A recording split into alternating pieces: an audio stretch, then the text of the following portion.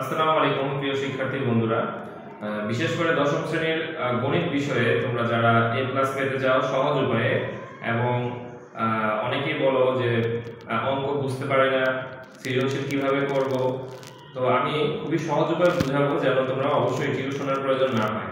তো আমার ভিডিও দেখলে তোমরা অবশ্যই বুঝতে পারবে সহজে, এবং 70 মার্কের সৃজনশীল তোমরা 70-এ 70 পাবে ইনশাআল্লাহ।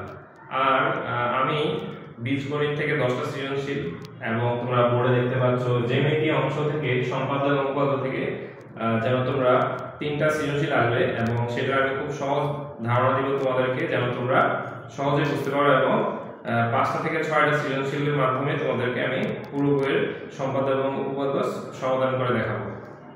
আর হচ্ছে ত্রিকোণমিতি এবং পরিমিতি, ত্রিকোণমিতি পরিমিতি 10টা সৃজনশীল করলে তোমরা সহজেই আশা করি বুঝতে পারবে এবং পরীক্ষায় আনসার করতে পারবে। বিশেষ করে আগামী মাস থেকে অনেকের প্রিটেস্ট পরীক্ষা, আর অনেকের প্রিটেস্ট পরীক্ষা হয়ে গেছে, আর যারা তারপরে প্রিটেস্ট পরীক্ষার 2-3 মাস পরে 2 মাস পরে টেস্ট পরীক্ষা হবে।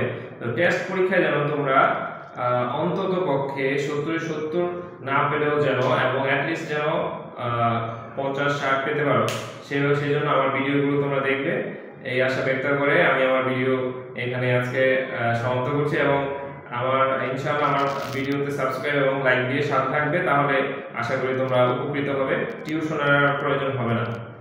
ধন্যবাদ। আসসালামু আলাইকুম।